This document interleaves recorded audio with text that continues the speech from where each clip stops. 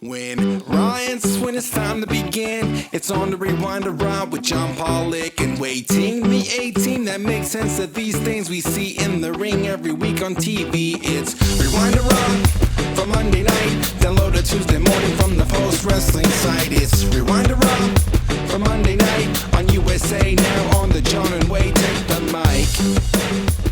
Hello, everybody, and welcome to Rewind to Raw. I am John Pollock alongside Wai Ting, coming at you on a Monday night following Raw at the Chase Center in San Francisco, California. How are you, Wai?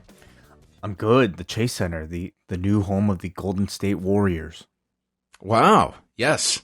Brand new facility, and they're doing back-to-back nights here. SmackDown's going to be here, too.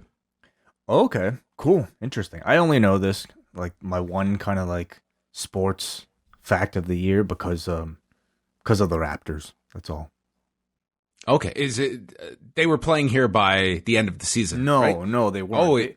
They were making a big deal about how, like, it was like Golden State's last games at the Oakland arena. Oh, that's right. That's right. Yeah, I knew this arena was super new. I believe the UFC is going here in a couple of weeks, so everyone wants to be running this thing. I'm sure it's beautiful. Mm-hmm. Actually, there is no UFC here. Never mind. Anyway. Oh, so you were doing a thing where you were, like, researching as you were talking. I was. I had it in my head that they were, you know what? I think they were rumored to be going here, and then they ended up landing this fight night card with Joanna Jędrzejczyk and Michelle Waterson in Tampa. I think San Francisco, they were rumored to be trying to put it there. But anyway, no UFC there. Did this arena, did it feel any different? Did it look any different? Because, well, these arenas, they always look the same. There's no distinct feel to most of them. I think that's almost kind of by design. I feel like they all like. Well, it literally is by design. Right. Yes. But on the inside, like, there's seats, a roof in most cases. I liked when I was a kid and I could watch wrestling shows, and if I saw a big basketball court on the floor, I knew that was the Boston Garden. I knew that Madison Square Garden had its unique look to it, and not every arena is going to have such defining characteristics, but I always like when an arena has some character. That's why that was a huge interest for me in baseball, because every single ballpark had something. It was, you knew, especially from video games, but also in person, the fact that you had, like, how cool was Fenway Park because of the Green Monster? Oh, for sure. I imagine, though, things are really difficult when you're a traveling show and you have to, like, produce live TV with, I think, the same set, so you know where all the cameras go, where all the proper shots are every single week. It'd be tough for me to imagine, like, every arena being somewhat different for a WWE event. Wouldn't that be crazy? Like, what would the Green Monster equivalent be for professional wrestling? Oh, it would have to be one where it's a really high, like, turnbuckle, like that only occurs in, like, New Jersey. So guys have to, like, climb really high, but only for that one. It'd be like mat rats. Yeah, like springboard off of the turnbuckles. That would make things really interesting. Sure, it certainly would. Well, we're gonna go through Raw. We've also got lots to discuss news-wise. We're going to get to your feedback. And off the top, there are lots of changes coming here to Post Wrestling. So I think what we should do, I think we should quickly go over what's happening this week, and then we can talk about the season premiere of Post Wrestling next week and what the new look schedule is going to reflect at Post Wrestling. Sounds good to me. All right. So I will go over this week, and then I will pass it off to the schedule master himself, Wai Ting. But coming up this week, Tuesday night, it's the final Tuesday night edition of Rewind to SmackDown. I don't know what we're going to do with our Tuesday nights, Wai, but we're gaining them back in exchange for most of our other free time. That will be out Tuesday night. Then on Wednesday, we're going to have the final edition of the Double Shot. Wai and I will be up for patrons chatting about, I don't know what yet. I'm not so sure either. We'll figure out something to talk about, but there isn't a plethora of stuff coming out of this weekend, but there's always stuff. There's always stuff. I'm sure we'll have more than enough to talk about Wednesday night on the Double Shot. And if that isn't a hard sell, I don't know what is. The last shot is, I think, what we should call this. Oh, I like it. The Last Shot this coming Wednesday night. Then Wednesday night as well, we're going head-to-head with Davey and Braden because they will have Up Next coming out that night following week 2 on the USA Network, which is going to be split. We'll see what issues, if any, exist on the WWE Network like last week if they get all of those corrected. On to Thursday, it's the Cafe Hangout live at 3 p.m. Eastern Time. If you're a Double, Ice Cap, or Espresso member, you can tune in live for that. We'll be taking your phone calls.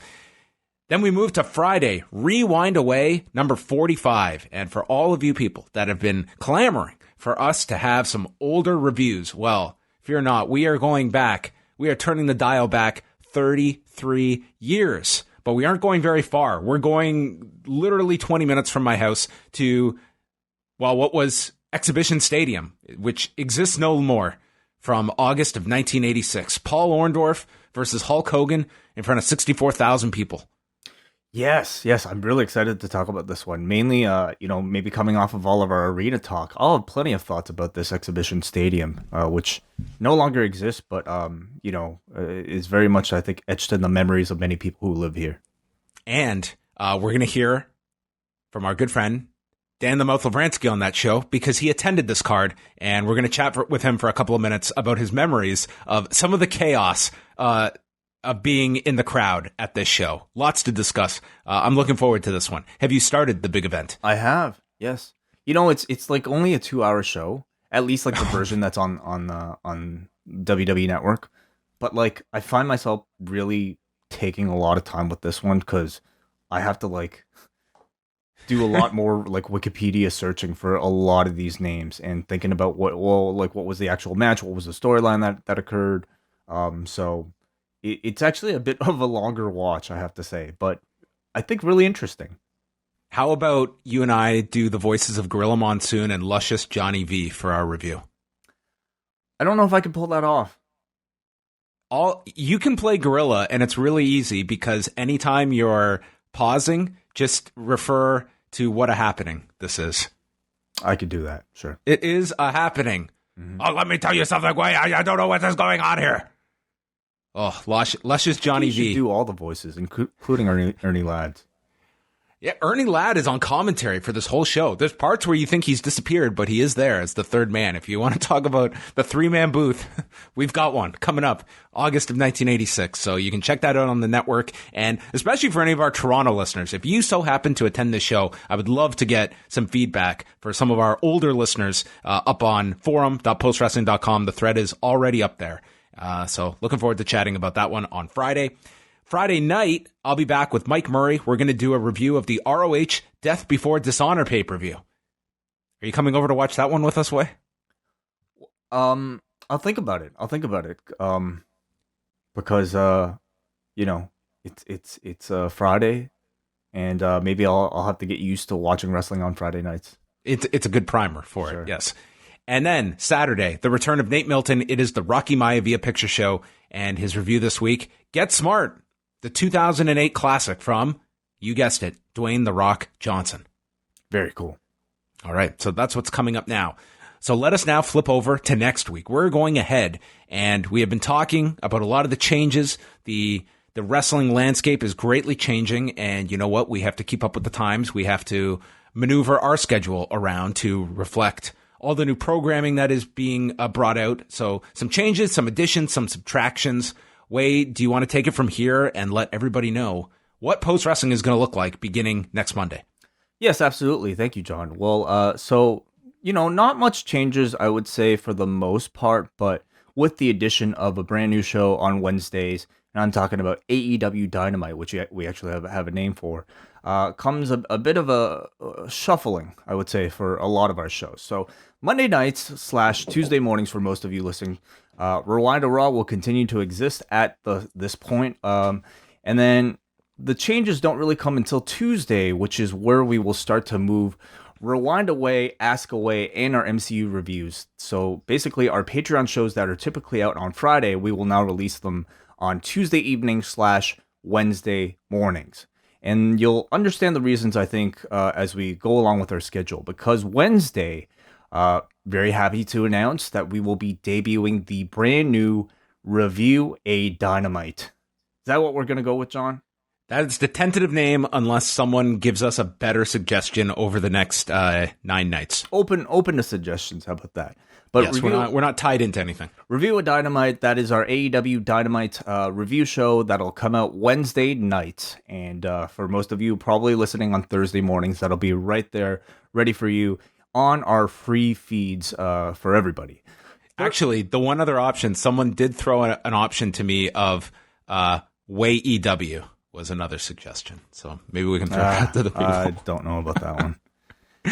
All right. As you were, as I interrupted you.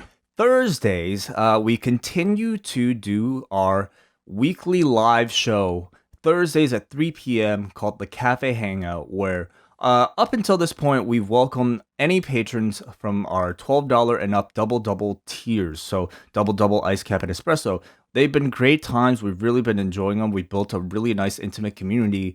But I think we're at the point now where we want to truly make it a cafe hangout by expanding it to the rest of the cafe. So starting not this week, but next week, we will be opening up the Cafe Hangout, our live YouTube live video show, basically taking your calls 3 o'clock on Thursdays to every single patron of the Post Wrestling Cafe. From $6 and up, if you can basically listen to any of our other shows, you have access to call in to the Cafe Hangout. And I look forward to getting a number of your calls and maybe even seeing some of your interactions with our good friends such as MJ and Brandon from New Jersey in the chat room every single week. Always a great deal of activity. And, you know, the Cafe Hangout is probably the show I'm actually most interested and excited for upcoming, you know, starting next week, because this will kind of be our home base to talk about the Wednesday Night Wars. You know, we'll have watched AEW by that point, and we'll also have watched NXT by that point, John and I, and hopefully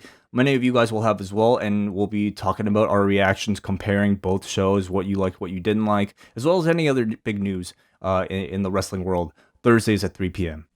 Yeah, and this is the show that when we have guests, that's likely where they will land. It's going to be the show that we will be taking phone calls for a significant portion as well, getting kind of instant reaction to NXT and AEW the following day when the numbers come through. And yeah, now that it is open to all Cafe members, opening it up to more people. And we should mention that with the elimination of the double shot, we know it's a very popular show among many people, and we do plan to keep a lot of those elements. So the Cafe Hangout is also where, if we want to talk about whether it's a 24/7 or a different episode of Impact or MLW or some special that we've watched, the Cafe Hangout is probably going to be the destination where we can spend more time and discuss other things that maybe don't fit on Raw or some of our other news-based shows. For sure. Double shot reviews probably to fit within the Cafe Hangout from time to time.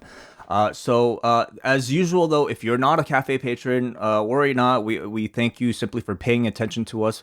So that show, the Cafe Hangout, will continue to be released for free publicly after, typically around Thursday nights / early Friday mornings for those of you who are not patrons but want to listen to and hear some of this discussion anyway. Friday evening / Saturday morning. So, oh boy. So we know that we are doing Rewind Away on Tuesdays now. Review of Dynamite is a free show. In order for us to basically maintain 2 bonus shows for our patrons to make sure that they're getting enough value and that everybody's supporting us, and that we're rewarding them, I feel, fairly, we are moving Rewind to SmackDown into a Patreon exclusive show. That might disappoint a great deal of you, especially, if you're only a WWE fan. But to us, we had a lot of discussion about whether or not we make this one a Patreon show or we make the AEW show a Patreon show. And ultimately, I think John and I both decided we wanted equal representation for both WWE and AEW on our free feed. So that basically leaves Rewind to SmackDown as the show that we are now going to put exclusively for our patrons on the Post Wrestling Cafe. So that'll be Friday evenings / Saturday mornings. And I think it'll be exactly the same, and it'll be really interesting to talk about Fox on Friday nights. Yeah, Wai and I will be getting that show out. We're going to dedicate the first number of weeks for sure to doing it Friday night. There may be the occasional times that we're doing it Saturday morning. So it's going to depend on our schedules, but I would say that is kind of the time frame we'll have that show up. And on the weekend, that is typically reserved for our pay-per-view coverage. So that means, at this point, seemingly several AEW pay-per-views a month, monthly WWE pay-per-views, often even more, as well as specials such as the Rocky Maivia Picture Show, Post Pro Res with WH Park, and really any number of other specials that might occur throughout the year. So I wanted to also make mention that, $12 plus patrons, even though we are letting the Cafe Hangout now to be live for all of our patrons, $12 plus patrons will continue to receive live pay-per-view reviews on Saturdays or Sundays or anytime we do one of these shows. And we're hoping to increase the number of live reviews as well this year. So not just WWE reviews, but including AEW reviews. And we're also toying with the idea of doing live New Japan pay-per-view reviews as well, though I question maybe how many people might be watching those live, seeing that they're, on a different time zone. So if there's a demand, you let us know. Otherwise, they'll continue to be specials that we'll record for everybody, pre-recorded. Yeah, and we're going to play around with those New Japan ones, maybe doing, like, if there's a big Sunday show, maybe going live like Sunday evening once everyone's had a chance to watch it and having like a consistent start time. So we're going to play around with that, but we are looking to expand the amount of live pay-per-view post shows that we do for the Double Plus patrons. And in addition to the live pay-per-view post shows, we'll be sending all of our Double Plus patrons handwritten personalized postcards anywhere you are in the world directly from the post office here in Toronto, Ontario, Canada. So watch out for that. So basically, we are adding Review a Dynamite for free for everybody on a Wednesday. Our Patreon exclusive shows will now occur Tuesday evenings and Friday evenings / Wednesday mornings / Saturday mornings, which will be Rewind Away, Ask Away, MCU on Tuesday, and Rewind to SmackDown on Fridays. And also, Cafe Hangouts are going to be live for all patrons on Thursdays at 3 p.m. So if you like what we do, if you like all of these shows, consider supporting us at postwrestlingcafe.com, which is our Patreon. Yep. Your support allows us to do all of these shows and dedicate all this time to the site. So we greatly appreciate that. All of our other shows, as Wai mentioned, the Rocky Maivia Picture Show, our UFC pay-per-view reviews, all of that stuff will be remaining in its usual spots as well. On top of WH Park's next project, Thunderstruck, which we will be announcing probably on the next show with WH of when that will be launching. For sure. All right. So we will have all of that information available up at postwrestling.com. And if you want to join the cafe, you can do so. Go to postwrestlingcafe.com and you can sign up today and get all of our extra shows that are coming down in the next while. So are you ready for next week, Wai? I think so. I'm mentally getting set for next week. Is going to be an interesting one. It's going to be it's going to be very interesting, given the fact that I've only been thinking about the Wednesday night head-to-head thing along with SmackDown on Fox, but then in the back of my head, I'm also thinking the fact that there's that Wednesday night, then there's Friday night on Fox, Saturday night is a UFC pay-per-view, and Sunday night is Hell in a Cell, followed by 3-hour Raw on Monday night. So I feel if I get through Monday night, I feel I can do anything at that point. It's a bit of a marathon. Absolutely. It is. Lots of a wide variety of stuff, but a very, very interesting and fun time in the industry, I would say. Mm-hmm. So let's chat about some news items to kick things off. First off, let's start off with this because I reported this earlier tonight that Impact Wrestling's VP of Production, Kevin Sullivan, has given his notice to Impact Wrestling and is going to be leaving the company. I don't know if it's immediate or if he's going to be finishing up over the next period of time, but I was told that him and a select few others that work with him are leaving, and it's expected that they're going to be working with All Elite Wrestling. And Kevin Sullivan has been doing freelance work with AEW. He has been doing some promo spots for some of their past pay-per-views. Him and his team, they've also produced stuff for Bellator. They did the cold opens for Fyter Fest and Fight for the Fallen. I mean, he is a really top-flight producer, and that is something that, to this day, Impact, I think one of their biggest positives is their production values and some of the tremendous vignettes and videos that Kevin Sullivan and his team have put together. And This is his actual second go around with the company. He was there 2005 to 13 under the first regime, and then came back in early 2017 when Jeff Jarrett had kind of been installed, and has been with the company since in this VP role. So I think it's a notable departure for the company with Kevin Sullivan, who had been based out of Nashville. I think it's very notable. And I think before we proceed, anytime Kevin Sullivan's name comes up, I know some people out there are thinking about the Taskmaster, and this is not the Taskmaster. Okay. This is somebody very different, and somebody who everyone's picturing the Taskmaster on his Avid right now, and producing all these videos. Yes, this is another Kevin Sullivan in professional wrestling. Yes, and Kevin Sullivan that I personally I highly respect, because I think he's a fantastic producer of television. I think, say whatever you want about like maybe Impact over the past several years, but I think something that they've always maintained a great standard for is like their video packages, and production, I would say, overall, even through the several regime changes. So I think it's a huge get for AEW, and a pretty big blow for Impact, though.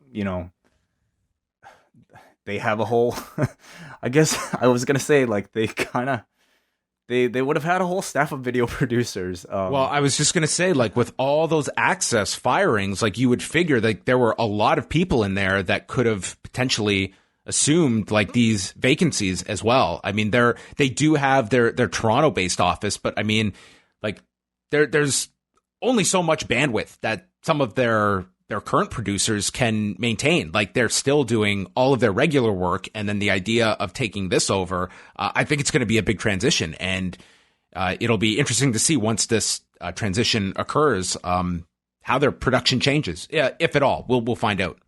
Yeah. I mean, I think in many ways it'll probably open the door. Like any big person leaving Impact, it typically leads to somebody else stepping up and maybe getting noticed in that way as well. But I think for AEW, beyond like Kevin Sullivan, they've also have, of course, Keith Mitchell, who's who also worked for Impact. So I think in terms of a look, you will see a show that will probably look maybe. I don't want to say that it'll look a lot like Impact, but it'll have a standard of quality that I think we've come to expect from Impact Wrestling, at least from regimes past. Other news to go through. Man, we have to talk about the Lacey Evans story. Yeah, like it really is like bizarre what this grew into over the weekend. So if you have been in a bubble and missed all of this, so Lacey Evans, Macy Estrella, is pulled over, allegedly, and is presented with a citation from an RCMP officer in Edmonton, where the Raw crew had their house show over the weekend on Saturday.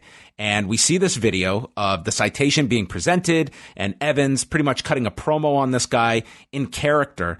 And this thing just went all over the place of people thinking that Evans was being rude to this officer. And it just became a big thing. And then Lacey put out a statement on Monday morning stating, as prior law enforcement myself and a United States Marine, I do not condone, agree with, or promote disrespecting or making LEO's jobs harder than they already are. The video was created by both parties to promote the local live event taking place in the Edmonton area. And she goes on again to defend police.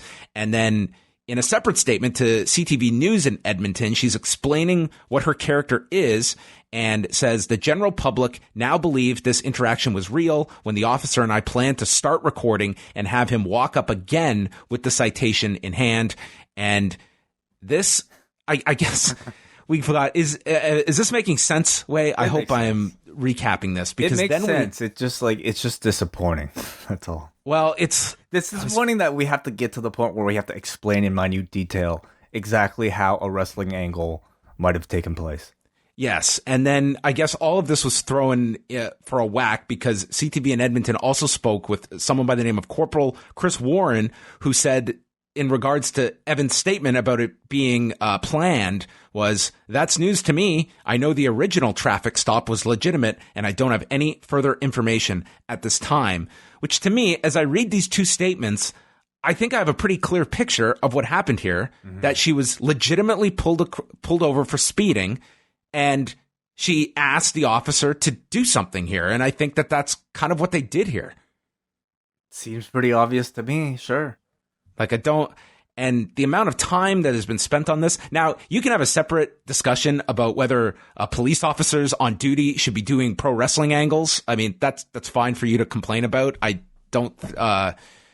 Anyway, I don't even know if the police officer would, like, nobody would have predicted that this would end up being as viral or as talked about as I think it ended up being. There was one news piece I watched. I think it was City TV, and they located a social media expert to explain. Oh God! To explain the science behind this and how it goes viral and why some videos are not real, because you don't know what happens before and after they hit record. It's so stupid. I'll tell you the truth. I didn't even watch that whole video because I didn't need to. Like, I knew exactly what was going on, and just the fact that, like, adults have wasted this much mental energy trying to break this thing down is sad to me. You know, I heard one of the best things I have heard in a long time was on Blog TO today. They posted a 911 call. And this gentleman calls in, and the operator is taking his call, asking, 911, what is your emergency? Do you require an ambulance or a policeman? And he said, yeah, can you please send somebody over, a police? And they're like, yes, sir. What is the emergency?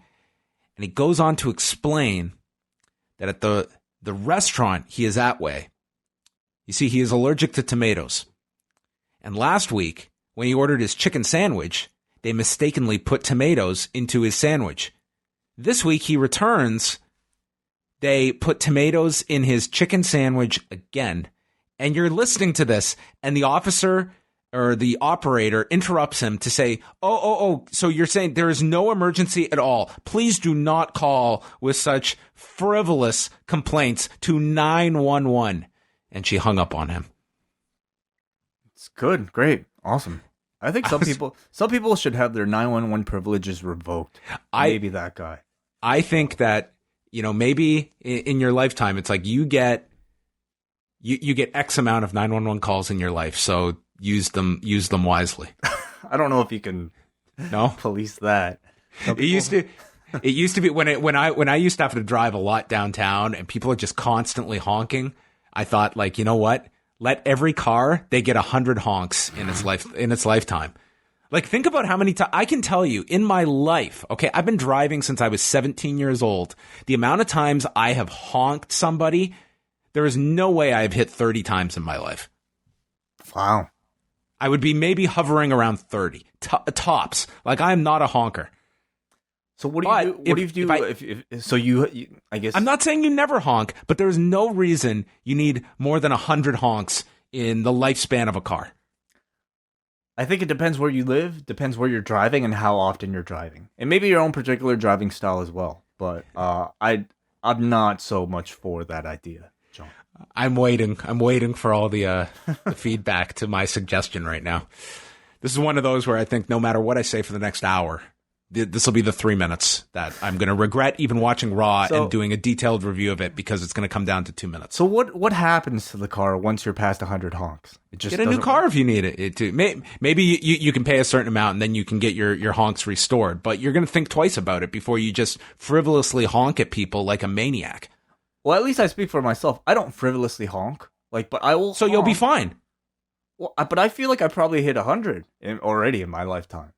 I just don't think 100. But how many different cars have you driven? I'm saying 100 per car. What if you drive with a bunch of people? What if you share a car amongst the family? Well, they should be on their best behavior. If it's your car, they better not waste your honks. Often, what I'm saying, all I'm John, saying is that it's not up to you whether or not you need to use the honk. If somebody is about to hit you, You're probably then gonna use it. honk. I'm not saying if you're in a serious situation, it's time to use a honk. I know, and I'm saying a lot of people run into very serious situations more There's than 100 no way times most in people the have car's had lifespan. 100 serious situations in a car. In one car. That's going to last you probably, 6 years? You're either a really safe driver or maybe you probably don't drive as much in downtown Toronto as some people. I drive plenty downtown. Well, you must be a great driver. Maybe I'd negotiate 150, but I think at that point you're that's tops, absolute tops. All right, John Pollock for mayor. Any final thoughts, Wai, on the Lacey Evans story? It was kind of brought up on Raw, but they did not want to make a big deal out of this, and I wonder if this was the company saying, number one, if this was a just off the cuff idea by Lacey Evans to do that.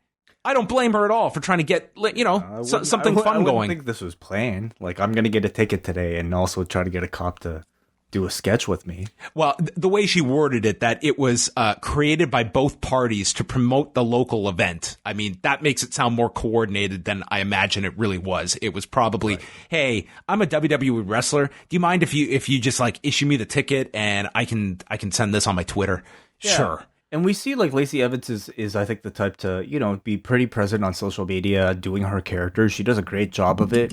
And I'm sure she was just driving around town and thinking that this was a great opportunity to try to turn a negative into a positive. I don't fault her instincts at all. It's like Okada doing the dropkick spot after the match. Exactly the same. Exactly the same thing. Yeah. All right, let us move on to our next outrage story of the day, and this was Being the Elite. Did you get to watch Being the Elite today? Yes, I did. Okay, so most people are going to focus on the final 5 minutes. So it's worth noting, for context, that if you have not been watching Being the Elite, Kenny Omega is playing a character now that has completely lost touch with reality. He has spiraled into this depression, and he is this... I don't know how best to describe the character. I'm not a big fan of it. I don't think this is the Kenny Omega that people are willing to spend high ticket prices to go watch and travel to see as the best wrestler in the world. I don't think that this is an effective way to be portraying Kenny Omega, but this is the story they are telling, that this guy is he's lost the match to Jericho. He's lost the match to Moxley. Yes. He's in a slump. He's in a career slump right now, and it's permeating into his regular life. So last week, of course, he did the article or the interview with Sportskeeda and ran down the NXT roster, which if you listened, it felt like a little bit tongue-in-cheek. I think people really ran with it as more serious than maybe it was intended, but nonetheless... In print, it's hard to tell sarcasm. But the video came out too, and you could hear him if you want to listen to him in his own words. There was video accompanying it. But nonetheless, the shots did land, and you got a response from certain people on the NXT roster, primarily Donovan Dijakovic, who responded about having a better match with Keith Lee than Omega did at the 2017 Bola final night. So today, they address it on Being the Elite, where Omega gives this insincere apology, and then we're to believe that the camera has stopped rolling, or at least Kenny thinks it stopped rolling, and he just goes back to burying everybody, calls him Donovan Dickhead, who's trying to score points with Triple H, and just doubles down on everything. And there's people that are upset about this. There's people that just hate this Kenny Omega character. It's all the bullet points you need to just really form a negative opinion. And I'm of two thoughts here. Again, I'm not a big fan of this character. I don't think this is really... It's obviously not building anything. The counter to that is that I think there's a large amount of the fan base that they love this stuff. This is what they want from this NXT AEW war. They don't want high tide raises all boats. They don't want, you can watch both. They want a war. That is literally what it was called, a war between these two. And I think that there's a big crowd that they just want to hear these shots back and forth because it makes it fun for them. So I don't think this is all bad either. Yeah. I mean, my thinking is just this is just promotion, right? I think Dijakovic, whether or not he was actually pissed off at the comments, I'm sure his response really was some form of, I think, self-preservation too, to make a name for himself. Now people are talking about him in the same sentence as Kenny Omega, and I would say I think it came out pretty well for him. Now for Dijakovic, I mean, he inserted himself. It's great. I would argue from the being the elite side, the Kenny Omega side, you're a week and a half from debuting on TNT, and they spent 5 minutes on their show doing this. Like, I don't know how much this really helps them. But for Dijakovic, I think, yeah, he caught in the midst of this. And, people are talking about this, but I don't think there's really a tangible benefit beyond this being a news story for 12 to 24 hours. Sure. I definitely don't disagree with you about, whether or not this is a step down for Kenny. We're like Kenny Omega, who I think a year ago, or at least a couple of years ago at this point, we were touting as the greatest wrestler on the planet. Is this something that is becoming of the greatest wrestler on the planet? I mean, that's debatable. I also think this is being the elite is also like a playground where I think you get to see the cast really do whatever they want and kind of dive into the weirder parts of their personality. And I don't know if there's a weirder person on that cast than Kenny Omega. So I think this character is something he's probably having a lot of fun playing. Video like that is probably something that he just, he wanted to have fun with. In the end, I don't think his stock will decrease or anything like that as long as he has the same types of Kenny Omega matches that he has. That's all that matters in the end. And this back and forth, listen, it's what we all, I think, ultimately kind of want. Maybe not on such a bickering level, but the conversation between AEW versus WWE, NXT versus AEW, I think everybody on some level finds some enjoyment out of that. So to me, it's just all entertainment, and I think everybody rises. And I think deep down, both sides know that. I mean, I think they know that there is value in a perceived conflict, even though it's, probably. I think Triple H knows that, and I think that's why we're seeing, everything that's happening right now. Do you feel, getting back to being the elite, has there been a decline in the quality of that show, or is it more pronounced because we do have an alternative now with the Road to series that you would never see something like we saw today with Kenny Omega on that series? I think you would have. I think there's definitely been a decrease in quality since I think the guys have stopped being on the road. And they've kind of spread the creative out amongst the cast, and it doesn't feel like really it's the intimate series that used to take place between the elite like it used to. But I feel like you would have seen this for sure, even in the prior incarnations. Some of the earlier being the elites were even more direct jabs at the FTR. It was funny because one of the earlier BTEs was Kenny and the Bucks just goofing around in Japan. And they're doing the DX theme, but with JR's voice singing the DX theme. And it's just one of those really stupid random things that I don't think they were intending on a mass audience to watch. But that's also part of the I think appeal of being the elite was that it felt like it was just a short little video blog made by three guys in Japan who didn't care really about the world watching. And I think you'll continue to see elements of that with certain guys like Kenny Omega when they do be in the elite. I feel like what you're seeing is something that ultimately is not really that much produced and really, for better or worse, directly from the source. All right. Well, they also mentioned on the episode, they implied it's going to be a 6-man tag on the first show as well with SCU against Jungle Boy, Luchasaurus, and Marco Stunt. So we have another match. They've also promoted Hangman Page will be on the first show. So they have quite a lot announced for October 2nd. And this Wednesday, I figure NXT has to put together their whole card for the following week. Yeah. And I think, that show's going to, I feel like if the card is going to be what, we can predict it might be, judging from the first episode, it will probably be a really good show. I was surprised tonight that we got minimal promotion for NXT. And also, we got to find out WWE's social media muscle and how they just murder everybody. I'm surprised they didn't make a bigger deal out of the number NXT did last week. Right. And then maybe tout that it beat other competitors at the time slot. are they in fear that like 1.17 million, even though we know it's really impressive, considering the fact that it's the first show? Do you think that there's a worry that, number one, the audience might not know what that means, and number two, does it sound big enough? Trust me, WWE are the masters of ways that they can present numbers. I mean, they don't even have to say the number 1.1 million. All they have to say is it was up X% in its time slot. It topped Suits, which it legitimately did. I mean, there's plenty of ways that they could have trumpeted that number. But I would say coming off that first week and going into this one, I mean, there was one mention of it. That was it. It's to me been really interesting, like how I think separate the two shows have been. In that, like, really, even like that's why I think the 1.17 is really that impressive.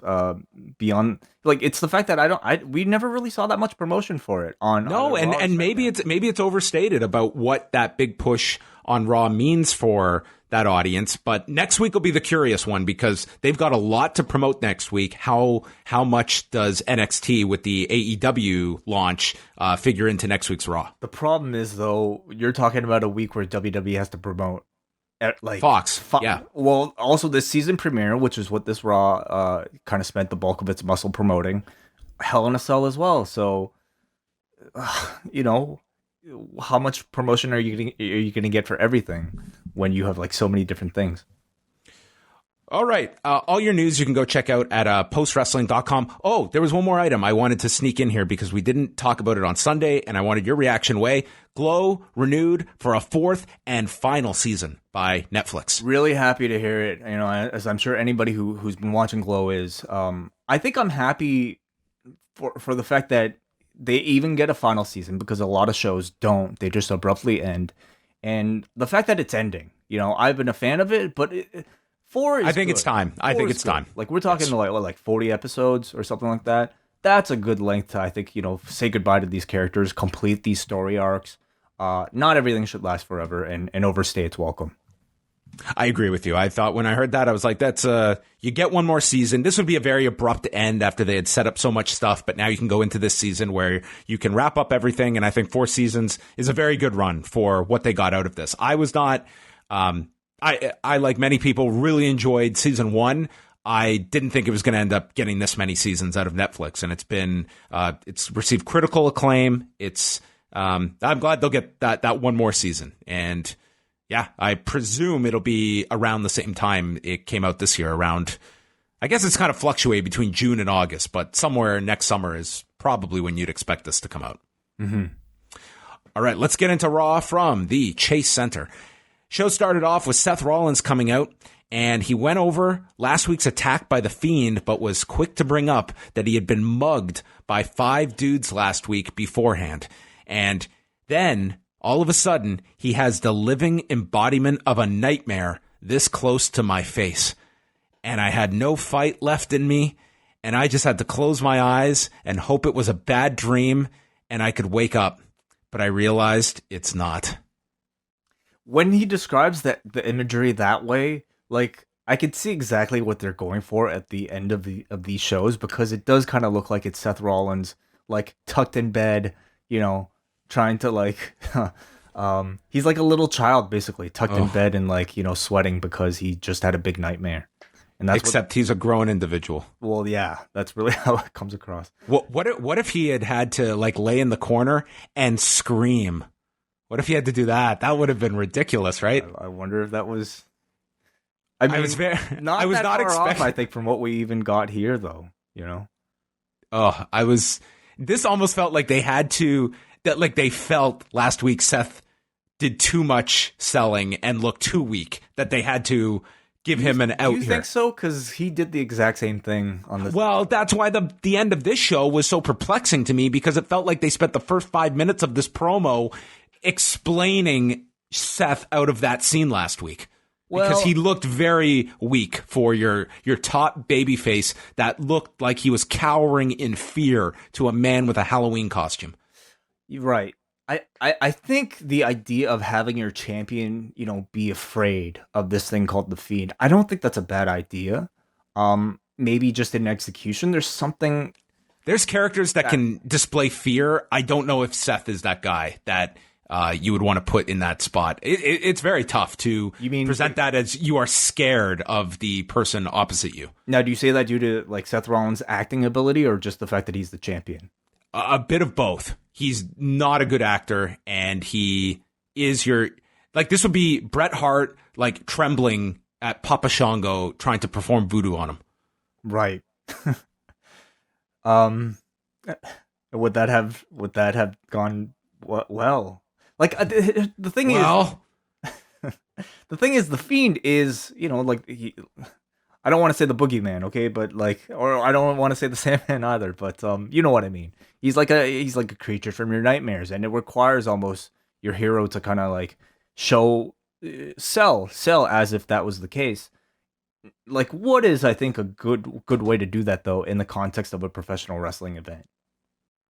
I think that there's a perfectly fine way of the Fiend constantly getting to this guy with the mandible claw, with Sister Abigail, and just constantly one-upping this guy, but without him having to sell the fear, but just he cannot figure this guy out, and this guy has Seth's number. Right. It's, I guess maybe part of it also has to do with the fact that he's a babyface, and typically, like, somebody cowering in fear like this, we usually see reserved for heels. Like, even with, like, all the Undertaker's opponents, typically if he's kind of playing the demon nightmare type of guy, it's the villain that is, scared and running away. To see a babyface do it, and, especially your champion, maybe a little bit unusual and maybe tougher to get used to. And where do things go if, like, the Undertaker seems to me, like, we were talking about that idea recently, and one point I thought about after we did our review last week, that seemed fairly obvious after the fact, is you have now given the storyline in for the Undertaker to go after this guy because he's now taken out Kane. Yeah, sure. That's probably like, pretty. That could be your end to Hell in a Cell, because they do have to get out of that match somehow if it's. And you think Crown Jewel? I mean, I expect Brock and the Undertaker and all the major guys to be on that show. That, I mean, when you're looking at opponents, it's a tough match to book, because what do you do unless you're going to go all the way with the Fiend and he gets a win over the Undertaker? I could also see them holding back, like, the Fiend and the Undertaker, sort of like, like a Final Destination, or like more so a WrestleMania level event, because that's, I think something that everybody expects. But also, yeah, where do you go after that? Like, that to me almost screams actual retirement match for Taker, but I don't know. I feel like we're a little early, but then I think we're a little early even for this Rollins match. Do you have a strong sense if they actually go through and put the title on this character that is incredibly over right now? I think they should. I think, Rollins, he's been a good champion, a decent champion, but I think this makes it a lot more interesting. Is there anything that separates Raw and SmackDown more than the possibility of Brock Lesnar and The Fiend as your champions? Very different, yeah. I mean, very different tonally, sure. But I would say that also is interesting, because you're talking about two champions that might make infrequent appearances. That's true. I wouldn't want The Fiend showing up all the time. But or do you have Bray Wyatt, like Mr. Rogers Bray Wyatt, carry the title and appear and cut promos? Yeah, it's a really weird mix. I don't even think The Fiend needs the title, but you put him in this position now where you also don't want to see him lose. So you either do kind of a backwards finish to get out of it, or you go all the way with this guy, which, I mean, as a character, I give this guy an A+ for how they've rolled this out. Like, it's just been a stellar introduction and usage of this character so far. They can get out of it, I think, as long as they deliver like some level of spectacle in that Hell in a Cell. Like, even if it ends in some type of weird finish, if they do something mind-blowing, spectacular visually, I think people will forgive it. So maybe he doesn't have to win. This is the most analysis we have ever got out of the first two lines of my notes. Oh, also, the opening signature had some of the Fiend's special filters. Oh, I didn't even catch that. It looks, they also had a new logo for Raw, and I think they had different music. Did they not? That I didn't really notice, but no. The logo, they've just kind of altered it. It's kind of like this kind of arrow pointing down at the bottom of it. Oh. Rollins goes on, and this was said like 5,000 times on the show, so get ready, t-shirt department.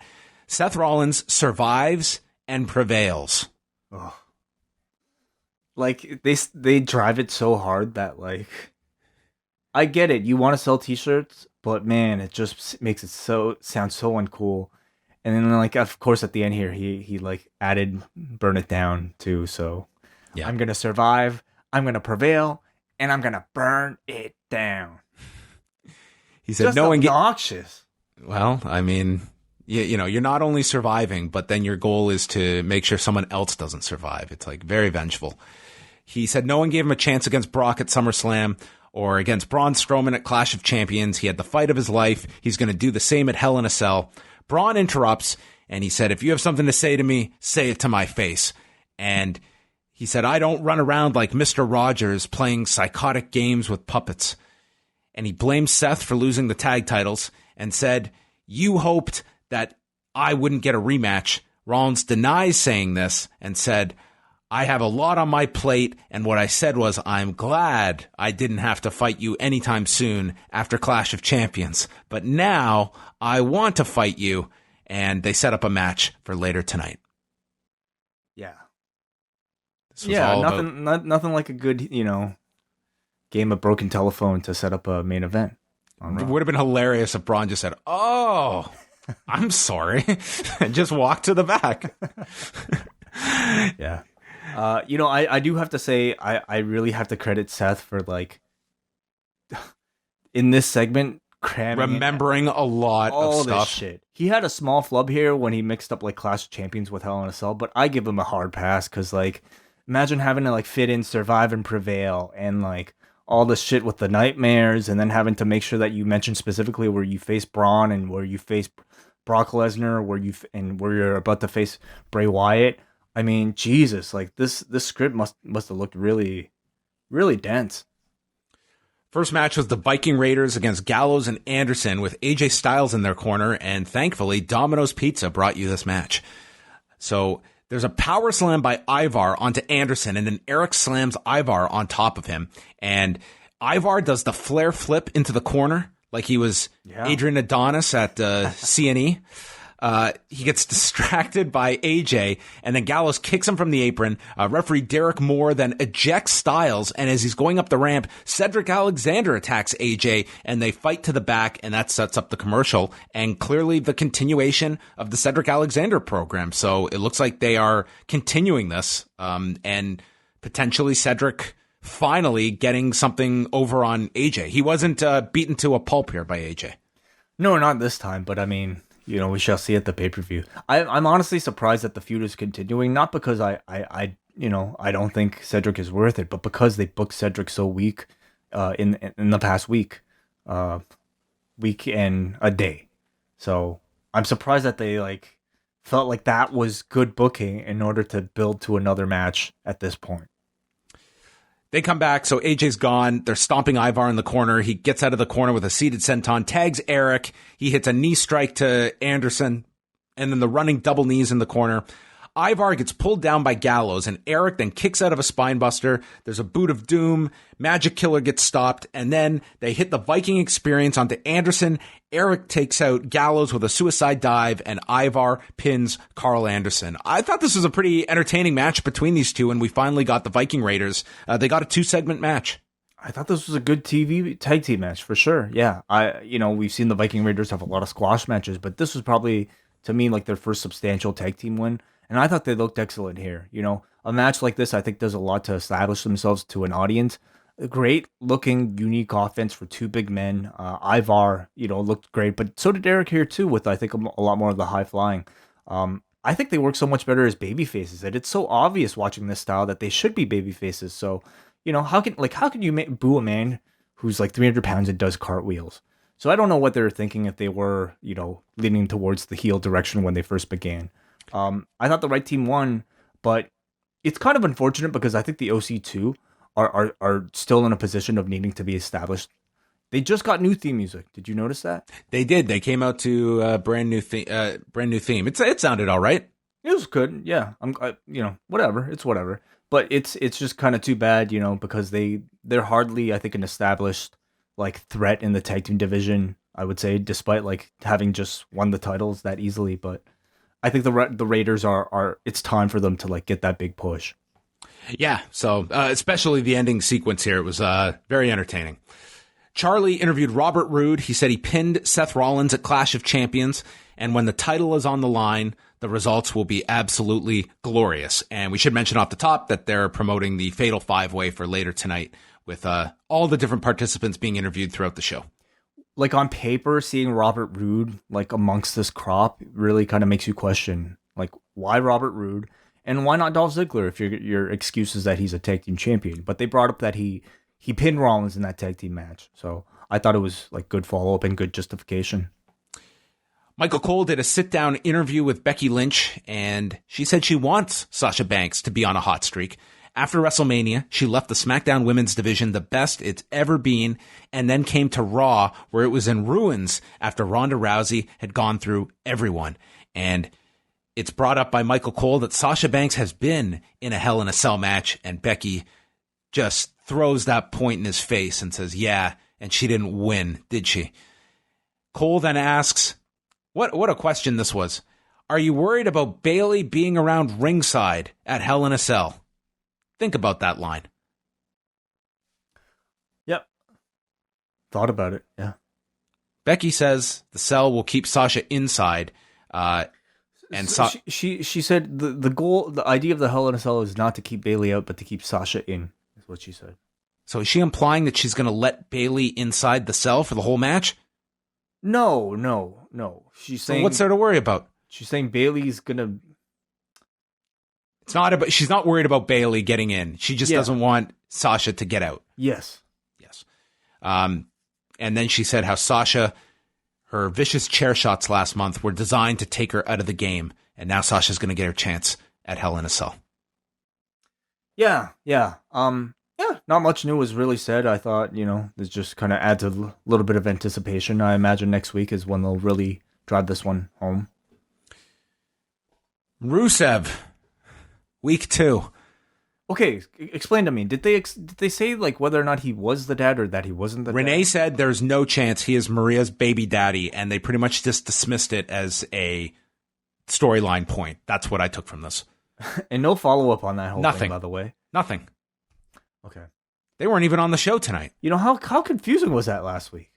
Because, like, what a shitty way to introduce Rusev, first of all. But, like, the way that they did it was, like, made it seem like Maria intended on, saying that Rusev was the father. And in fact, in the match itself, it was like Mike Bennett saying, "Oh, I'm okay with you being the dad." So, wouldn't they at least follow up with a proper explanation? I thought, given this is the season premiere next week, I thought they were going to set up a segment for next week where there would be, on tonight's show, we get a bunch of potential fathers and the paternity test announcement would be made next week. Sure. Yeah. I mean, that's clearly where I think this is going. You got Ric Flair there. Oh, sure. Of course. Yeah, that would work. So there's a chant of "We Want Lana" that quickly dissipates. Rusev catches him, spinning side slam, suplexes, Machka kick, and accolade over. Did you catch the opponent's name? Something like, I don't know, PC5? PCP? 141. Rusev wins. Do you know he actually won and lost the 24/7 title 3 times this past week in Asia? In Hawaii? They didn't bring up any of these title changes. Good for PCP. Yeah. Yeah, huge. Yeah, but just in hindsight, what a terrible and confusing way to bring back Rusev. And I don't know why they didn't bring back Lana either, because this crowd clearly wants it. So Rusev just feels so generic. It's like he's lost all the personality that he had when he left. Well, like, especially when you compare with Rusev Day, like the peak he was at there. Yeah, he just feels like he's so robotic. Right. Well, he looks great. Like his body looks excellent. He looks in great shape. It's just I've been really unimpressed with this reintroduction. No, he's just a guy on the show. Rey Mysterio interview, he said he almost retired and was experiencing serious doubt, but credits his son for changing his mind, and he's going to dedicate tonight's match to Dominic. All right. Sasha Banks versus Nikki Cross. This match went long. Cross is attacking her with strikes. She hits a mid-ring cross body, sends her to the floor. Then Nikki is on her back, and Sasha just slams her onto the floor from her back to break out of it, and we go through the commercial. Banks then snaps her knee in the ropes, and Cross is working on the knee. She's twisting it. Banks then gets sent into the post by the shoulder, and Cross comes off the apron, nails Banks, who comes up bleeding from the mouth. Then Banks does a spot where she's caught in the ring skirt and gets hit with forearms the crowd got into. For a lot of this, they just seem kind of just quiet. Cross hit the swinging neck breaker. Bayley distracted on the apron. Alexa got involved, knocking down Bayley. That got a pop, and she threw her into the timekeeper's area. Cross body by Cross got reversed into the Banks statement. Nikki taps out, and the crowd got into the end, but this was 15 and a half minutes. It was just a long match, and I didn't think it really clicked. Yeah, they were given a lot of time. I thought it was actually a good match, but I think the pace was too slow for the level of interest this crowd had for it. I just don't sense much of the crowd feeling that sympathetic for Nikki Cross. I think her and Alexa really never had a proper babyface turn, and I think their actions thus far suggest that they could turn back heel any second. So there's just not that attachment to them. I think the audience likes Sasha, but it's just not, I think, a hot enough match for people to really care about the result either way. But I thought technically it was good. Like, I liked a lot of the things that these two did, but just not enough work put into the anticipation. It's also the second week in a row that they've beaten one of the tag team champions. Well, you can really sacrifice them, I guess. It's like they want to put them on TV. They want to give them airtime, but at the same time, they need people to lose, so that's who they choose. Yeah, it's like they're not going after these titles. They just they just beat Nikki. They do save Alexa, so we'll find out. They're going to do them. That'll be next week. We'll find out. For sure, it'll be next week because Sasha's going on to face back. Yeah, I mean, they don't have anything set up for Alexa, so unless they do some run-in deal. The OC's in the back. They're going over how Cedric isn't on AJ's level, and they call AJ a mother lover, and then they do the too sweet, which AJ is like, I don't know, like orgasmic now after he does the too sweet with these guys. Like he's just like taking it all in, and he's like, it's like Tantra. It is. It's like he gets his, like, I don't know. I don't know. This is when we got, I don't know. It's their version of fisting. I guess so, yes. The WWE, every person on the planet follows them on social media, was what I took from this. And more than your company. That was the underlying theme. They announced Brock Lesnar for Phoenix next week on the season premiere. Don't know what he's doing. Probably promoting the Kofi match. I guess. Yeah, I guess they can do that. So he's not going to be on SmackDown this week, right? No, he's not announced for SmackDown this week. Yeah. The Street Profits reacted to Lesnar appearing next week. They've got new shirts. They talked about Rollins and Braun. I love their new shirts. They're inspired by Pet and Pixel, which are the people that did like the No Limit Soldiers and also the Cash Money records from like the 90s and 2000s. It's a really great ugly shirt. The Miz walks in, announces the birth of his second child last Friday with Maurice, and said, "Unlike Mike Kanellis, we know the father." And that was the reference to last week's angle. And next week on Miz TV, his guests will be Hulk Hogan and Ric Flair. I noticed a little bit of booze for Hogan. Did you? Oh, I didn't notice that, but that's totally plausible. Where are they next week? Phoenix. Okay. And Flair's going to be on TV. Yeah, it remains to be seen how much he'll actually say. But, yeah, interesting. I think they should have Flair with the Maria Kanellis angle, for sure. Come on. It would be hard for them to resist some kind of interaction between those two.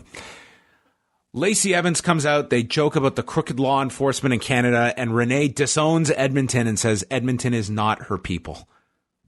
Damn. Wow. That was very harsh. Lacey Evans versus Ember Moon. Moon hit this lateral press off the middle rope. Moon got sent to the floor. Natalya's watching backstage. Moon ducked the woman's right and then fights back with these kicks. Evans then sweeps her off the apron, and Ember hangs off the bottom rope using her feet into this version of the Eclipse onto the floor, which was way too spectacular a maneuver for this throwaway match.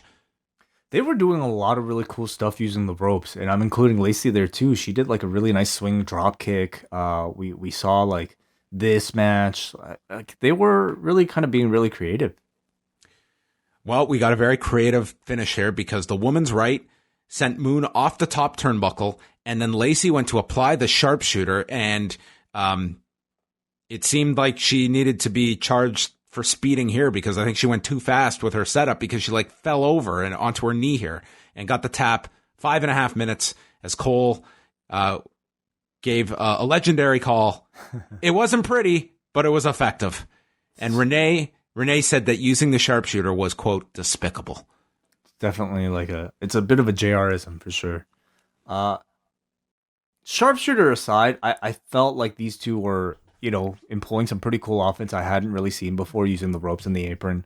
But I think this match largely suffered from the same issue as the last one. They're just characters that the audience doesn't really care that much about. Even Lacey, for all of the viral, I think, attention she's had, doesn't necessarily translate to a wrestling audience. And with Ember, I think a reaction like this really shows you how little they've done with her lately. Yeah, it's like, maybe it was just because, like, looking at all this news today, like, it was just so weird. Like, she's all over all this stuff today. And then on this, it's like, it's a one-liner from Renee, and that was it. Might be a case where they didn't create the kind of attention, so maybe. And clearly, I think they felt we have to acknowledge it, but we are not jumping on this. Right, yeah. Because I think they wanted to push back off that. Sarah Schreiber interviewed Natalya, asked her the reaction to using the move. She says, imitation is the sincerest form of flattery, but Lacey has not mastered the sharpshooter. Yeah. No kidding. Well, listen, I don't know if that line itself was ad-libbed or not. I don't know. It's hard for me. But if it was, I thought it was good that she messed up, wasn't it? Because you want to show that Lacey hasn't done it perfectly yet if you're going to have this line. They should have interviewed Brett. What did you think about the sharpshooter application? Well, yeah, I don't know. Maybe I think my dog just let him know what he thought about it. It's exactly something that he would say. We got the Firefly Funhouse. Kane's picture has been added to the wall. He's got a Seth Rollins action figure that the rabbit and what's the other thing called?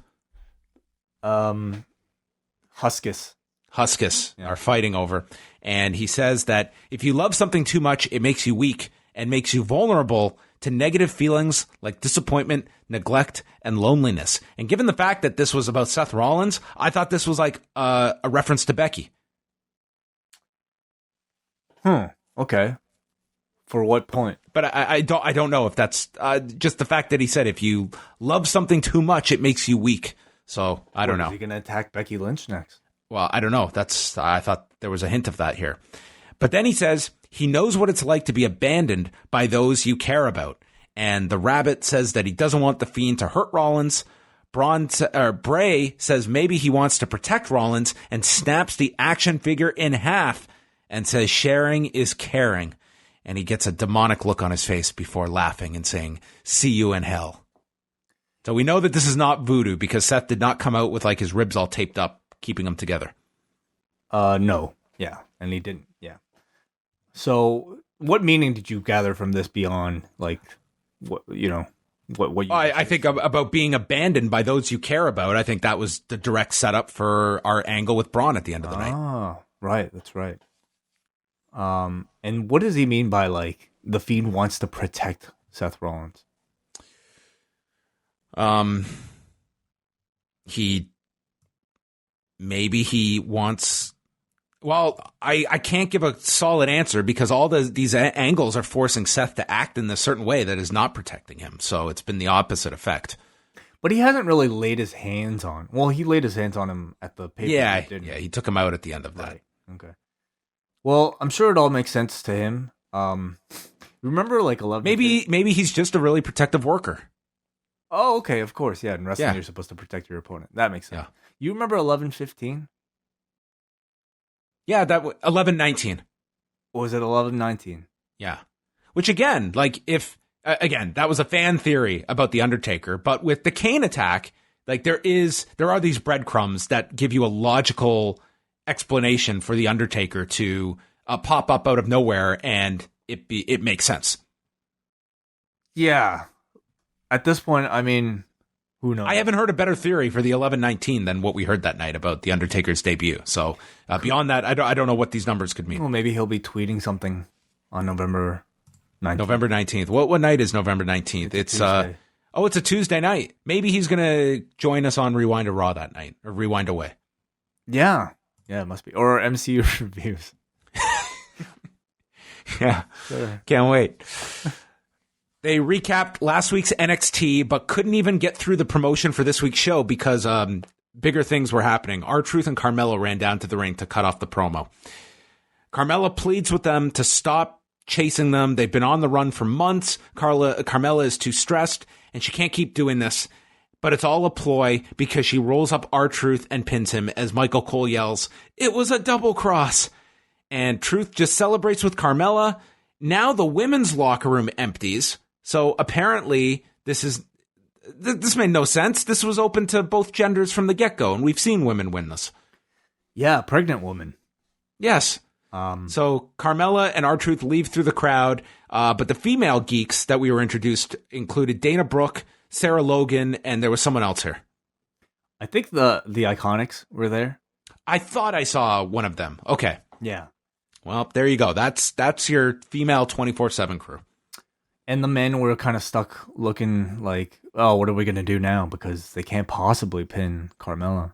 You know, if you were going to go the female route, like the Iconics winning the title for them, 100%. This is the title for them to do these comedy spots, and they're like sharing the title together, like they're co-champions, like Michelle McCool and Layla were. I think that is a role for the Iconics. It is the comedy belt. Yes. And I think, I think R-Truth has done a great job with it. Drake Maverick has done a great job with it. But it's time to freshen things up and to see what other, comedic talents other people on the roster have. And I'm a little disappointed it didn't make its way around more of the men's locker room, in particular with guys like EC3 on TV and also Heath Slater. But I think putting it on for the women's division and giving some of those female jobbers some time to get that TV attention is a really good move and something that freshens up that division because it needs it.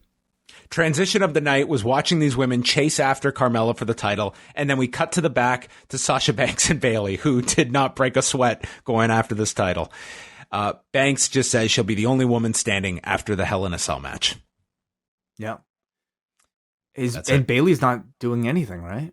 Bayley was just here tonight. Does she have a match? Nothing set up, but maybe they'll do her and Carmella. Right.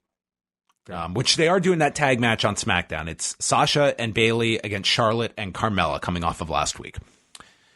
Nakamura gave a motivational speech. Sami Zayn gave the motivational speech to Shinsuke Nakamura, who responded in Japanese, and Zayn apologized.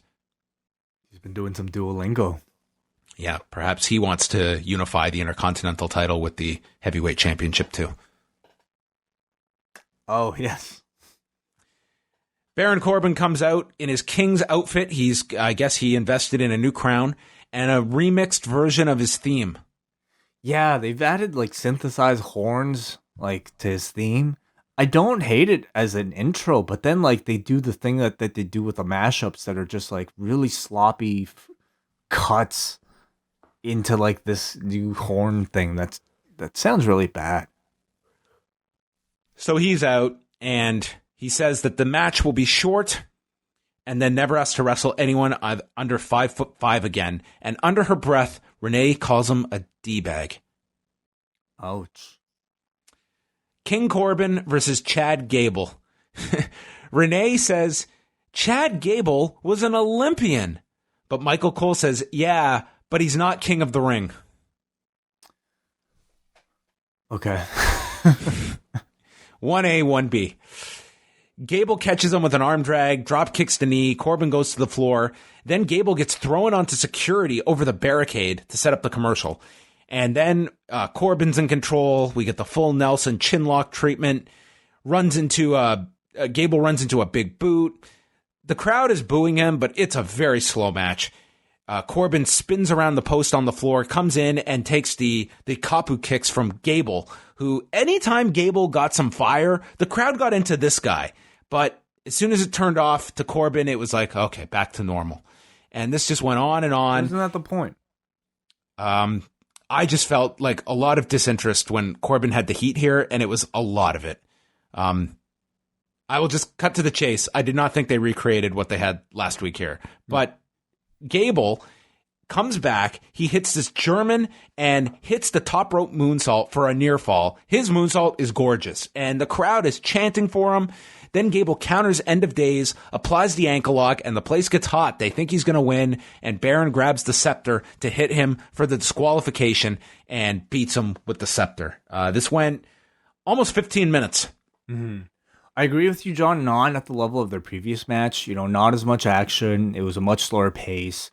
But I was never bored watching this, and I don't think it was necessarily a match done to, make sure the entire thing had the crowd really hot. I feel like it was more so done to make sure that anytime Chad Gable got on offense, his reaction for his stuff was louder and louder and louder. And I thought that they achieved that. I think the King of the Ring has been very good for Baron Corbin, but it's as much of a push for Chad Gable. And I thought they were really effective here in building him as an underdog. And momentum continues to come out of this tournament for both men, building to another match between the two. I feel like it's time to add a stipulation, and I think it feels like it's natural progression. I think they've got something with Chad Gable at the moment. I think that he has gotten over way more than anticipated, and to me, he was the focal point coming out of this match for me. I wanted to know, where was Corbin's promo for the Fatal 5-Way? This guy should have been pissed that he wasn't included in this when there's other guys that were in the same tournament, guys that he beat. That's a good point. He just won this tournament. What good was this King of the Ring? He's not even one of the top 5 guys. Yeah, that's a good point. I mean, in order to make this King of the Ring, I think, more meaningful, it'd be nice if there was a stipulation attached to it, title match or free Burger King or something. Spandex pants to go with your tank top.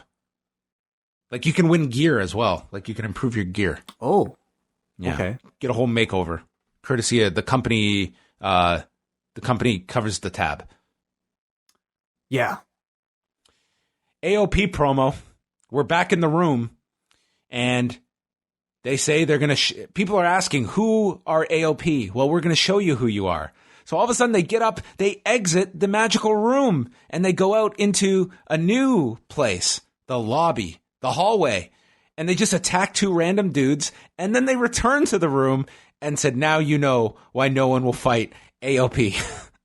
These guys are going to be baby faces out of this. I thought that was awesome. Really cool. I think these guys are going to become like these lovable monsters, in a weird way. And there's a certain role for that. I think they're still very much heels at this point, but I was impressed that they managed to solve Aleister Black's problem that he had for 3 months. You just opened the door. There's lots of people right there.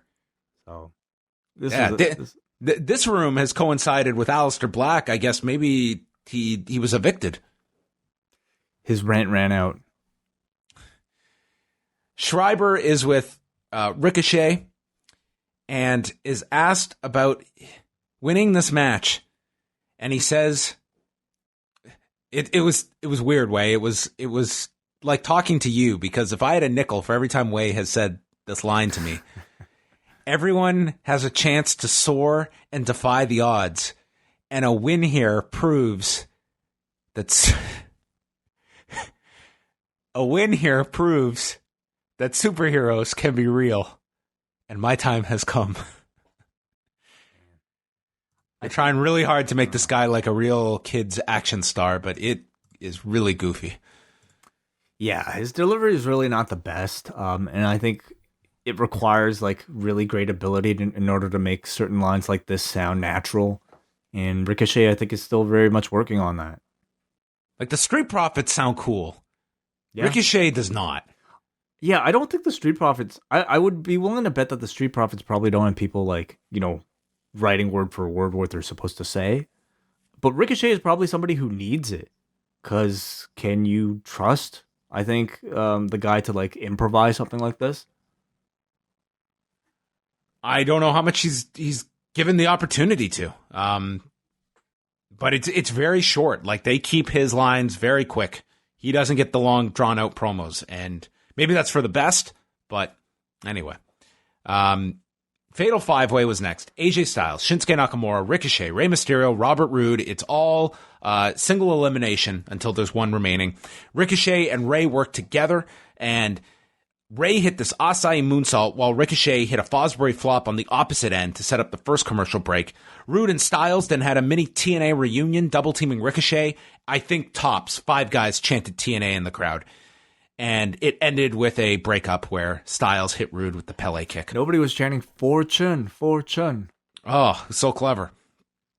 Nakamura then lit up Ricochet with knees.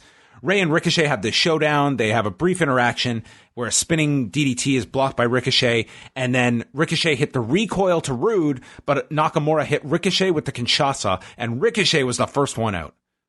Yes. Roode then goes for covers on everyone. He's not getting pins. There's a big exchange between Styles and Nakamura, ending with a running knee for a 2 count by Nakamura. He then sets up for the Kinshasa. He misses. Styles' clash gets blocked, and then Nakamura is sent onto the ropes, gets hit with the 619, and Styles follows up with a brainbuster on the edge to Rey, and then the phenomenal forearm is delivered to Nakamura as Roode gets out of the way, so Styles pins and eliminates Shinsuke Nakamura. So we are down to Rey, Roode, and AJ.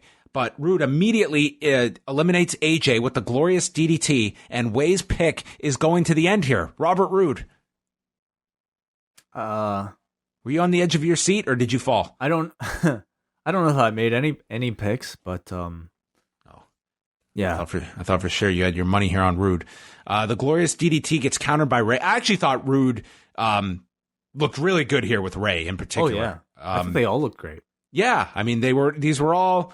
Like, this wasn't a short match by any stretch. They got 20 minutes, but once we got into the eliminations, they kind of were just one after the other. But then the glorious DDT gets countered by Rey. He sets up for the 619, but it's missed and hits a spine buster onto Rey for a near fall.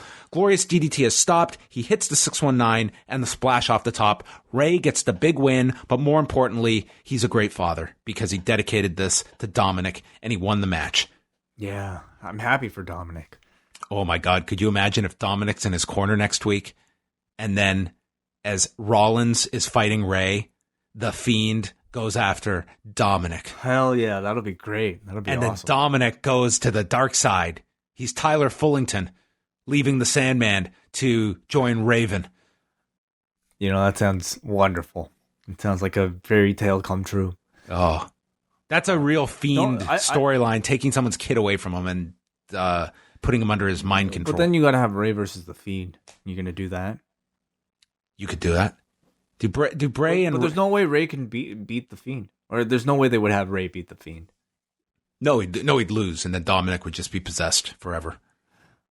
I don't have an issue with that either.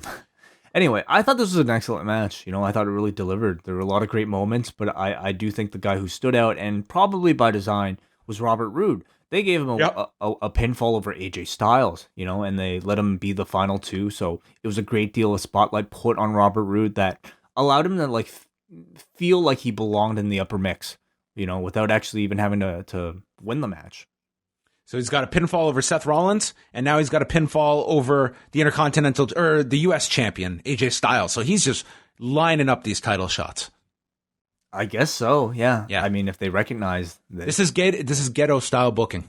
Sure. Yeah. I mean, I would assume. I think obviously Paul Heyman, I think, is, if he's involved here, probably really likes Robert Roode. Rollins is backstage. He says Rey earned the opportunity. He's wanted to have this match his whole career. but he still has to face Braun tonight, and he's also got the Fiend at Hell in a Cell. He's not thrilled about any of it, but he's going to survive, prevail, and burn it down. Ugh, gross. Really gross. I just find him more and more obnoxious every time I hear him speak. So the idea here is that this guy is being run ragged. He's got big match after big match, and I guess you're kind of setting things up that he should be weakened going into Hell in a Cell with all these big matches that he's had. Right. Yeah. So I think that was by design to push. They went over everything for the season premiere next week. Brock's return, Hogan Flair on Miz TV, Seth Rollins versus Rey, which should be a great match, and Sasha Banks versus Alexa Bliss. Yeah, it seems like a big show next week, and I thought they did a good job promoting it. Yeah, so you're going to get Hogan and Flair on Raw next week, 4 days before they're on the first SmackDown on Fox. Did they announce them for SmackDown too? They've announced Hogan. I believe they've announced Flair for that as well. Hogan for sure. See, I would question why you would have Hogan on this one, because I think you could have done just Flair or... It's a season premiere way. Yeah, I mean, certainly it makes it less special, but okay. Hey, we didn't talk about this, but something that was a very clear-cut angle was the Goldberg-Dolph Ziggler deal that they did in Vegas over the weekend. Actually, I missed it. Oh, so this was, Roy Nelson was in the middle of this. They were at a restaurant and they had like a pull-apart together. Like clear 1,000% angle. But it makes me think that maybe they're looking at doing that match again I would do that on Fox. Like that could be something, you're going to get your first 2 weeks with the draft and the first show. Maybe that's something week 3 or 4 when you really need something. Goldberg Wrestling on Fox, build that up for a week or two. So it was done for a reason. And they're doing angles now on Instagram. Yeah, and I guess they have like this weird, I guess they want to make it feel real, so they couldn't acknowledge it on, actually, Renee did mention it at one point, but it was very subtle regarding Dolph Ziggler, and she had a line about Bill Goldberg, but it was very, very subtle. Okay, cool. So anyway, and Goldberg is advertised for that first week, October 4th, so maybe that's where you set up the match. Yeah. I mean, I can't really speak for it, but I personally didn't even hear about this, and I'm on this stuff all the time. So well, then it was too hidden, obviously. I wonder. The SmackDown promo for tomorrow night, Roman Reigns and Daniel Bryan are going to talk things out. They're going to clear the air. All right. Tune in Tuesday night.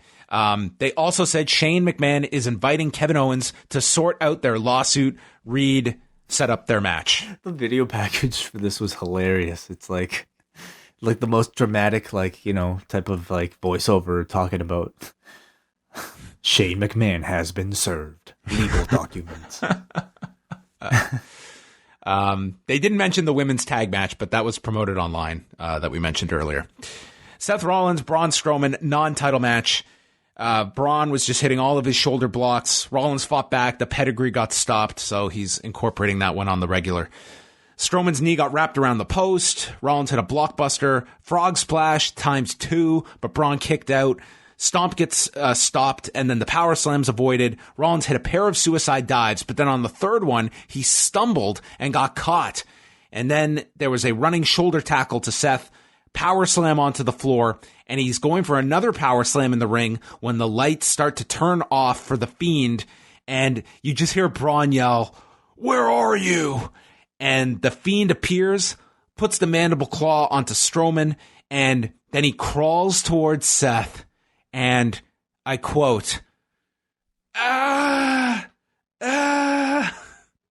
Seth had to scream like he was a 10-year-old that spider had climbed onto him. Was it Seth or was it Braun? No, it was Seth that was yelling. Seth was screaming.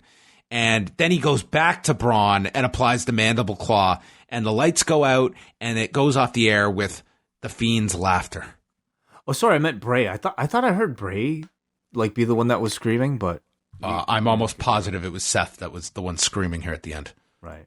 It's certainly one thing for them to sacrifice Kane or Mick Foley for a spot like this, but it's certainly another to sacrifice one of your biggest stars. And them having the Fiend take out Strowman, I thought was really great. A great way to establish that, this guy ranks up here, which is above Braun Strowman, which is already really high. So, Rollins continuing to like stay in the ring looking scared, even though like the threat was clearly over, I thought looked a little bit silly. The match was fine. Yeah, like it was, I think the level that you've come to expect from these two. It's a match we've seen often, worthy TV main event, but it was really the angle that I think mattered. Yeah, it was all right. It seems again with the Fiend with Braun, I think that's something that will be revisited given the history of the two. I took that to be what the video was alluding to earlier, and yeah, where Braun fits in, I don't know, but I'm sure this will be followed up upon. He's not going to be just another face on the wall. So, do we see Braun after this? Well, it seems that it's kind of set up now that you could keep Braun off next week, and he could be your person to like break into the cell and cause some kind of non-finish. They've introduced that. There was my theory on the Undertaker in there. It seems like they have set up like a bunch of potential programs for the Fiend beyond Seth Rollins. So yeah, I could see them maybe keeping Braun away, and then he could return at Hell in a Cell. Yeah, they could do that. Or he doesn't have anything else going on. Yeah. Mm-hmm. What did you feel about the show overall? I actually enjoyed Raw. I thought, the matches, I feel like there weren't too many, but I think they were all given like a decent amount of time. And I think technically they were all pretty good, except, even if the audience reactions weren't that great for some of them. But to me, it was like a good show that made sense. Nothing that made me want to die on this episode, unlike last week. That's great. So, and I thought they did a great job promoting next week's season premiere. They promoted a lot for next week. I thought that this Raw, I thought some of the matches had too much time. I thought that there were some that really worked. I enjoyed the Viking Raiders match. The Fatal 5-Way was very good. Some of the others, though, it was like I really felt the times on some of these. It just felt like at times there was a lot of drag for me on this show. But angle-wise, I think they have a lot of interesting things going on at the moment. And I think the Fiend is really carrying a lot of interest at the moment. I think that they've done a fantastic job with this character, that it's fresh every week. It's like he feels like he is the star of the show at the moment. Everything is built around this guy now on Raw, but he's not overexposed either. Yeah, he's like, like a really great dessert that you look forward to. Great analogy. The Forum gives this show a 5.85. Jeez. Wow, okay. So, let's hear it. Yeah. Paul from New Jersey. Glad to see the Viking Raiders getting reaction from the crowd. After the whole name and debut fiasco, I thought they might have been dead on arrival. The crowd booing hearing the name Hogan. Well, there you go. People picked up on that. I missed this. Proud of you, San Francisco. The Edmonton affair might be my favorite thing Lacey Evans has ever done. Speaking of affairs, Renee mentioning Carmella and Corey Graves together was playfully odd. Okay, that's going to be heavily covered on Total Divas, so there's a reason they're bringing that up. She says, I believe that Renee also said Rusev is back after a month. Might be metric or something. Happy for the Billy Kay sighting, even though she is a 24/7 scrub now. I don't ask for much. 7 out of 10. His question for Wai, was the King Corbin remix better than the previous remixes of the Kabuki variety? I think you answered that. Yeah, I think it was at least better than that. Yeah, sure. We got a Will from Toronto who says, had an incredibly long day and fell asleep watching Raw, but was awoken to whatever that annoying sound is that is attached to the Fiend. I think he means the... It's going to be a ringtone. I'm absolutely loving the whole gimmick, but I just can't help but think they're going to throw all the hype out the window at the next pay-per-view. Listen, they have been batting very solid with this character so far. So I think with this character, they really do deserve the benefit of the doubt. Because, by this point, from the time they introduced those vignettes to now, this has been months. And I think they've done a pretty consistently great job with this character. MJ, the Fiend is the best executed idea and gimmick since when? Why is Rollins just sitting in the corner stupefied? Is it my dislike of what Seth has become, or is that so cowardly? Well, you didn't get mugged by 5 people this week, but maybe the power slam was the equivalent of being hit by 5 men simultaneously. That'll be his explanation. We got Andy from Columbus who says, very strong outing tonight, and I give a lot of the credit to a hot crowd in the new building. Add to that, lots of good wrestling and no Mike and Maria, you've got yourself an 8 out of 10. My one major qualm is with Seth's Fiend phobia. I know he's supposed to be really scary, but I think they're doing some damage to who is supposedly their top babyface with every passing week that he cowers in fear. Maybe we're going to see like black goo come down from his forehead next week when he's got like a white jacket on. Yeah, what was that from? Oh, yes, of course. Yeah. Then he'll get appendicitis. Yeah, and vomit. Next up, this was my first time seeing wrestling live. Okay, they were in the show. They were at the show. It was really fun. This episode of Raw didn't seem that good, though. All the seats weren't filled, and I was surprised at how cheap these tickets were. From being here, The Fiend, Rey Mysterio, and Charlotte in a dark match got the biggest pops of the night. I'm torn on if I should go to SmackDown. Thanks for everything. Well, there you go. Go to SmackDown. It's the last one on Tuesday. The last Tuesday night SmackDown. What a historic night. And what do you think it means for 205? I don't know yet, but I think we're going to know that pretty soon. Yeah, because they've got to make a strong decision on that. We got a Chris from Pennsylvania who says lots of good stuff tonight, and The Fiend is always a highlight of the show. And oddly enough, the same can be said for Baron Corbin now. I was curious to know how long you guys think the Seth Bray match will go at the pay-per-view. The way they have been building The Fiend, it feels like he should win in convincing fashion. But with this being a Hell in a Cell match, I can't see them only going 8 to 10 minutes. How do you guys think that should be handled? Sorry, that was for the Rollins... Seth and Bray. How long do you think it'll go? For a pay-per-view, I think that match has to go on last. I think it has to go last, but how long? If it's going on last, I think it's got to go at least 10 minutes. Not necessarily. They've done like Goldberg matches that have been shorter than that. But if it's a cell match, I do think the expectation is going to be something a bit lengthier. You know, you can't just do a 2-minute match with a cell. Yeah. I mean, if you're putting the title on The Fiend, I'm not opposed to, like, you just go all the way and he beats him in convincing fashion. I forget what the Balor match, did they have like all the lights and all the gimmicks? Yeah, and that match went like under 5. So you can expect like a Hell in a Cell, but with like crazy fancy lighting, or special effects of some sort. Yeah, the entrance is a big part of him. I'm expecting just like craziness, like in the form of like production, and I think like the lighting and the special effects. You know, maybe he'll start the match on top of the cell, something crazy like that. Mm-hmm. So, I think there are ways around it beyond just having them wrestle to make it a 10-minute substantial, 10-minute plus substantial match. And that's what I'm expecting. Brandon from Oshawa writes, I was going to come here and complain about Seth Rollins, but I see others have already done so, which continues to tell me that this guy is one of the worst top baby faces in recent memory. Unfortunately, all this leads to is Rollins gaining a new name in the Fiend Slayer and Bray Wyatt once again losing in a big match. There are now multiple outs for them to get out of this, with The Undertaker possibly avenging Kane, and now Braun Strowman potentially getting revenge. I personally hope Bray Wyatt wins the title, stays on Raw, and makes it the more entertainment-based show, and SmackDown with Lesnar as champion and the more sports-based product. There's probably nothing you can do to more differentiate things than putting the titles on those respective individuals, as we said. Yeah. Fine. Wait, we got a few more. We go to John from the 810 who says, this was a tough watch. I commend you guys for doing this every week. I've actually gone back into the archives and listened to your WCW New Blood Rising watch-along from your 6th anniversary show. This was much more entertaining than this episode of Raw. Feel like the crowd is already tiring of The Fiend. That, along with the very tiring act of Braun Strowman, made this show drag. 2 out of 10. Makes me appreciate NXT that much more, and I can't wait for AEW to begin. All right, we're going to do one last one here. Alexander from Portland. Congrats to Bray Wyatt. He's become the most overstar in WWE, and he barely wrestles. Not a fan of King Corbin's theme, but I dig his wardrobe.